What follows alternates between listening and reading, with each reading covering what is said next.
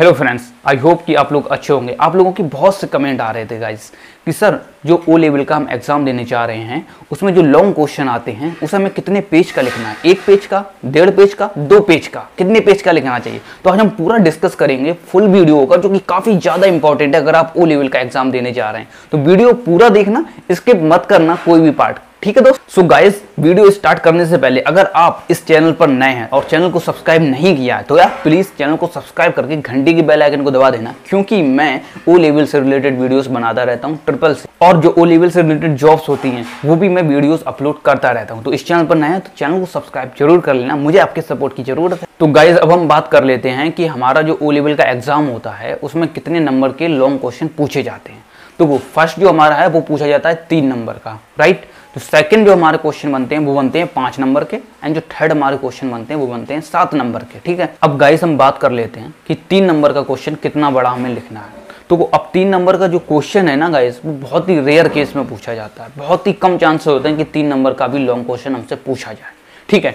जब भी अगर पूछ लिया जाता है तो हमें यह समझना है कि हमें कितने पेज का 3 नंबर का जो अगर क्वेश्चन पूछा गया लिखना है। तो हमें आपको बता दूं, जैसे कि पूछा जाएगा आपसे 4-5 डेफिनेशन पूछी जाएंगे, क्योंकि जो एक पार्ट होता है वो 15 नंबर का होता है। अगर हमसे पूछेंगे तो 5 डेफिनेशन पूछी जाए और पांचों जो क्वेश्चन होंगे वो 3-3 नंबर के हो गए ना 15 नंबर। तो ठीक है, अब हमें ये बताओ कि लिखना कितने पेज का है। गाइस अगर पूछा जाता है एंटीवायरस क्या है तो आपको एंटीवायरस को एक्सप्लेन कर देना है। मोस्टली आपको हाफ पेज से थोड़ा ज़्यादा लिख देना है, 3-4 लाइनें बस। ज़्यादा बड़ा क्वेश्चन नहीं लिखना है, क्योंकि 5 डेफिनेशन पूछी गई हैं। 3 नंबर की 1 डेफिनेशन, सेकंड डेफिनेशन पूछ लिया कि वायरस क्या है, या पहली क्वेश्चन में पूछ लिया गया एंटीवायरस और वायरस क्या है, एक्सप्लेन करो, या different between antivirus and virus, ऐसे क्वेश्चन पूछे जाते हैं। तो अब आपको क्या करना है, जितने नंबर का क्वेश्चन है उस बेस पर आपको आंसर लिखना है और करेक्ट आंसर लिखना है। ये नहीं कितना भी बड़ा लिखते जा रहे हो, अरे हमें तो नंबर मिलेंगे, हम 1 पेज लिख देंगे। अगर आप एक क्वेश्चन में ज़्यादा बड़ा लिखोगे तो और जो क्वेश्चन आपको आते होंगे वो आपके छूट जाएंगे। तो आपको ये सारी स्ट्रेटजी पहले ही अपने फॉलो करके रखनी है, ठीक है। आपको पहले ही आपको प्रैक्टिस कर लेनी है कि हमें ये क्वेश्चन ऐसे लिखने हैं, और आपने अगर सॉल्व पेपर नहीं लिया तो आपको ले लेना चाहिए, क्योंकि उसमें आपको पता चल जाएगा कि किस टाइप के क्वेश्चन पूछे जाते हैं। और आप जब उसकी प्रैक्टिस करेंगे तो आपको एक अंदाजा लग जाएगा कि मैं इतने टाइम में ये क्वेश्चन हल कर लेता। तो दोस्तों ये तो बात हो गई हमारे 3 नंबर वाले क्वेश्चन की। 3 नंबर का जो क्वेश्चन अगर हमसे पूछा जाता है एग्जाम में तो हमें ज़्यादा बड़ा नहीं लिखना है। 3 नंबर का क्वेश्चन हमें मोस्टली 11 से 12 लाइन। तो गाइस हमें बहुत ही अच्छे से एक्सप्लेन करना है उन 11 लाइनों में, जिससे कि एग्जामिनर समझ ले ये क्वेश्चन इसने बहुत अच्छे से एक्सप्लेन किया है, उसे आपको पूरे नंबर देने पड़े, ठीक है। तो ये हो गई 3 नंबर वाले क्वेश्चन की बात। अब हम बात करते हैं 5 नंबर। 5 नंबर का क्वेश्चन अगर हमसे पूछा जाता है तो कितने पेज का लिखेंगे। 1 पेज से कम मत लिखना गाइस, 1 पेज का क्वेश्चन पूरा लिखना है। अगर आप उसे अच्छे से एक्सप्लेन कर देते हैं, उसे 10 से 11 से 12 लाइनों में फिनिश कर देते हैं, अगर क्वेश्चन के ऊपर डिपेंड करता है। कभी कभी ऐसे क्वेश्चन पूछ लिए जाते हैं जो आप 11 से 12 लाइनों में एक्सप्लेन कर देंगे अच्छे से, एग्जामिनर समझ भी लेगा, आपको 5 नंबर में मिल जाएंगे। लेकिन कभी कभी ऐसे क्वेश्चन पूछे जाते हैं जैसे कि what is CPU and explain parts of CPU, ठीक है। तो अब आपको क्या करना है, ये नहीं कि आपने CPU की डेफिनेशन लिख दी, अब उसके पार्ट्स को आपने एक्सप्लेन ही नहीं किया। जैसे कि CPU की आपको डेफिनेशन कितने लाइन की लिखनी है, 4 से 5 लाइन की लिख दी कि CPU ये होता है। CPU का पूरा नाम सेंट्रल प्रोसेसिंग यूनिट होता है और इसे कंप्यूटर का ब्रेन कहा जाता है, और ऐसे बना कर आप लिख सकते हैं CPU को, ठीक है।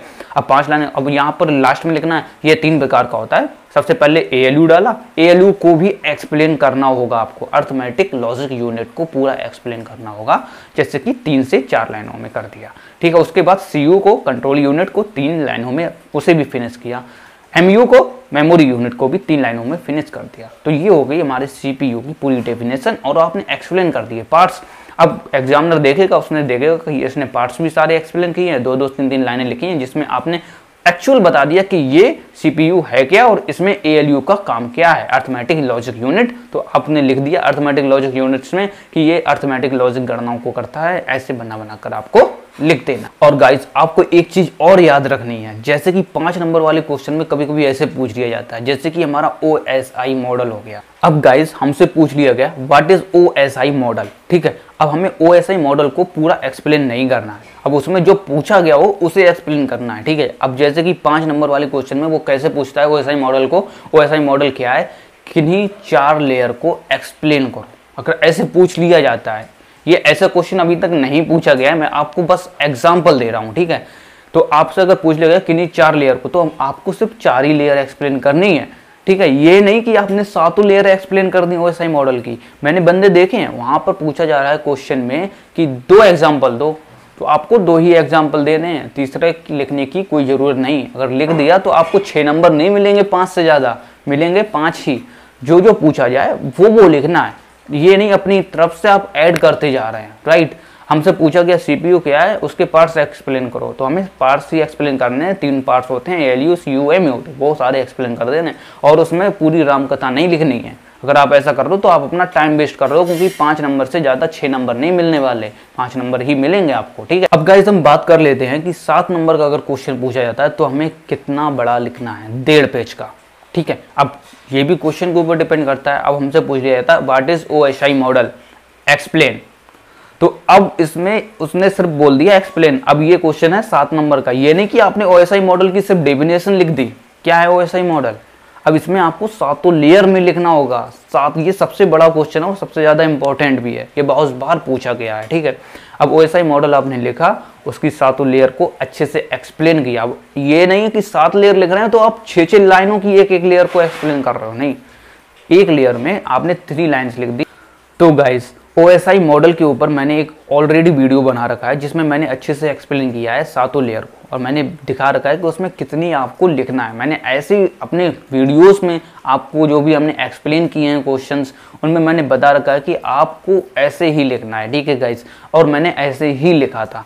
तो आपको क्या करना है, 7 लेयर पूछेगी, 2 लाइनें, 3 लाइनें, हर एक लेयर में मैंने 3-3 लाइन लिखी हुई हैं, किसी में 2 लाइन लिखी हुई हैं, तो आपको ऐसे ही लिख कर रहना है। तो ये तो बात हो गई हमारे 7 नंबर वाले क्वेश्चन को हमें कितना बड़ा लिखना है। 1.5 पेज का मैक्सिमम तो लिखना ही लिखना है, ज़्यादा बड़ा नहीं लिखना है। ये आपको याद रखना है कि 7 से 10 नंबर नहीं मिलेंगे, जो पूछा जाए वही लिखना है, जितने एग्जाम्पल पूछे जाएँ उतने ही एग्जाम्पल देने हैं, ठीक है। तो आपको ये चीज़ें याद रखनी है, क्योंकि टाइम को बचाना बहुत ज़्यादा ज़रूरी है ओ लेवल के एग्ज़ाम में, क्योंकि टाइम लास्ट में नहीं बचता है। इसलिए आपको याद रखना है कि आप कोई भी क्वेश्चन छोड़ेंगे भी नहीं, और उसकी अच्छे से आप घर पर प्रैक्टिस कर लो, जिससे कि आप जब एग्जाम दोगे तो आपको पता होगा मैं इतने क्वेश्चन को इतनी स्पीड से लिख सकता हूँ इतने टाइम में, ठीक है। तो आप इजीली वहां पर जब एग्जाम देंगे तो इजीली सारे क्वेश्चन लिख कर आएंगे। दोस्तों मैं कुछ पॉइंट्स ऐड ऑन करना चाहता हूँ इस वीडियो में, जैसे कि अगर आप एग्जाम देने जा रहे हैं तो आपको कुछ पॉइंट्स याद रखने हैं। जैसे कि हमारा फर्स्ट पार्ट हो गया, तो फर्स्ट पार्ट में हमें 40 मिनट से ज़्यादा नहीं देने हैं। 30 मिनट में फिनिश कर ले तो और भी अच्छा बात है, 20 मिनट में फिनिश कर ले तो और भी ज़्यादा अच्छी बात है, क्योंकि फर्स्ट पार्ट में हमें 1 आवर्स मिलता है। और 1 आवर से पहले अगर हम कंप्लीट करके हाथ ऊपर करके बोल देते हैं कि मैम या सर मैंने फर्स्ट पार्ट क्लियर कर दिया और मुझे सेकंड पार्ट की कॉपी दे दो, फर्स्ट पार्ट में आपको OMR सीट मिलेगी, आप OMR सीट फिल कर दो जल्दी से सारे क्वेश्चन सही करके, क्योंकि जो हमारा सेकंड पार्ट है उसमें आप अच्छे से एक्सप्लेन कर पाओगे फिर क्वेश्चन को, तो आपके पास टाइम ही टाइम होगा, तो आप जल्दी से एक्सप्लेन करके अच्छे से लिख पाओगे, ठीक है। तो ये मैं ऐड ऑन करना चाहता था एक पॉइंट अपनी साइड से। गाइज अगर ये वीडियो आपको पसंद आया हो और आपको लगा हो कि हाँ ये जो इन्फॉर्मेशन मैंने आपको इस वीडियो में दी है बहुत अच्छी है, तो इस चैनल को सब्सक्राइब करना मत भूल। गाइज एज यू नो कि मेरा एक और न्यू यूट्यूब चैनल है जिसका नाम है टेक्निकल भारद्वाज जी, जिसका लिंक मैंने ऑलरेडी डिस्क्रिप्शन बॉक्स में दिया है। मुझे वहां पर आपकी सपोर्ट की ज़रूरत है। अगर ये वीडियो पसंद आया हो तो उस चैनल पर विजिट करके भी मुझे सपोर्ट जरूर कर लेना, उस चैनल को सब्सक्राइब जरूर कर लेना। And thanks for watching this video. Previous video नहीं देखे तो वो भी देख लेना।